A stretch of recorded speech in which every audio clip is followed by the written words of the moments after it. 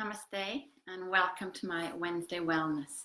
So today we're talking about grounding, and particularly values-based grounding. So what does that mean? It kind of means anchoring. I'm still it's January, so before the earth really wakes up after its winter sleep, as we're all kind of coming out of hibernation, just to have something to anchor us and ground us. So particularly in relation to values. So I'm going to suggest a practice. I mean, there's loads of grounding practices you can do. My favorite probably is Warrior 2, but any standing postures are really grounding. But this is particularly in relation to values, and it's nice to do either personally or with a group of people, your family, or a group of people that you share a house with, or any group of people.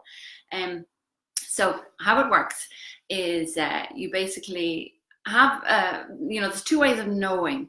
So I talked about this on a gathering we had a couple of weeks ago. Two ways of knowing. One is the instant knowing, that you kind of have this instant feeling, and you can read about this in a book by Malcolm Gladwell called Blink, which is it's really interesting, and it's all about sort of that gut knowing, and you know instantly. And the second way is to dig deep, is to write and meditate and dig deep. So either one of those may serve you here to really glean what are the values that you would like to pin yourself to for 2019. So I'm going to use Yogananda Ground, because that's the best one for grounding, for discerning what the values might be that you want to work with. So the vetiver is going to guide you here, and the sandalwood. I'm going to read out a list of values. Now, there are so many values. There are so many values. But I'm going to read out a list, and I'd love to know if you might instantly get a feeling for this one. So there's two ways to do it. One is that you can instantly know. The other is that you can write to really bring it out in yourself, and then you can either do it personally or with the group. So some values. You'll have more, and some will hopefully spring into your mind.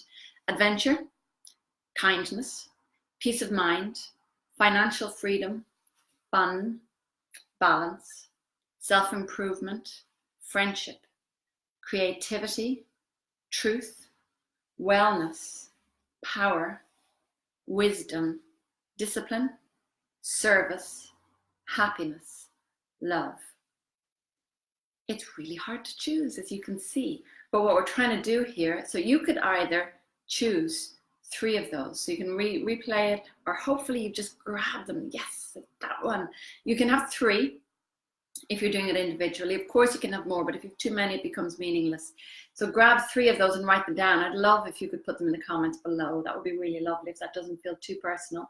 But another really nice way to do it is with the family, to sit around, and as you do this, another one will spring up, and the thing is, if there's a family, maybe if you're 4 or 5, then really everybody should just have one.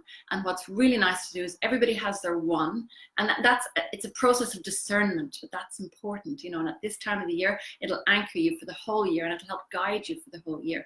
Stick them up on the fridge, on a post-it note. It doesn't have to be fancy, although it's really nice to do a bit of a drawing, and to let the kids do a bit of drawing, like what does that mean? What does truth mean to you? What does fun mean to you? What does it look like? What does it feel like?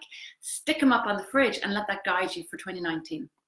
It's a really nice practice. As I said, that's just a kind of a one list of values. There's many more, and hopefully your own will come up. And if you do this year on year, every January as a practice, you might find that one comes up every year. You might find that they change every year, but let them be a guide for your 2019 for making the decisions about how you're going to move forward, be it in your own personal practice or be it as a family.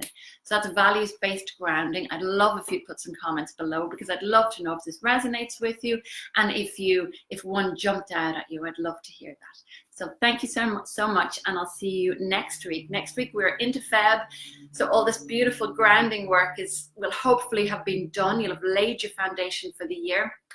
And then we're into detox, letting go. So, when we're letting go, you want to know now what you want to hang on to. That's staying. And then next week, we can begin the process of shedding, letting go, detox, all that stuff into spring. Namaste.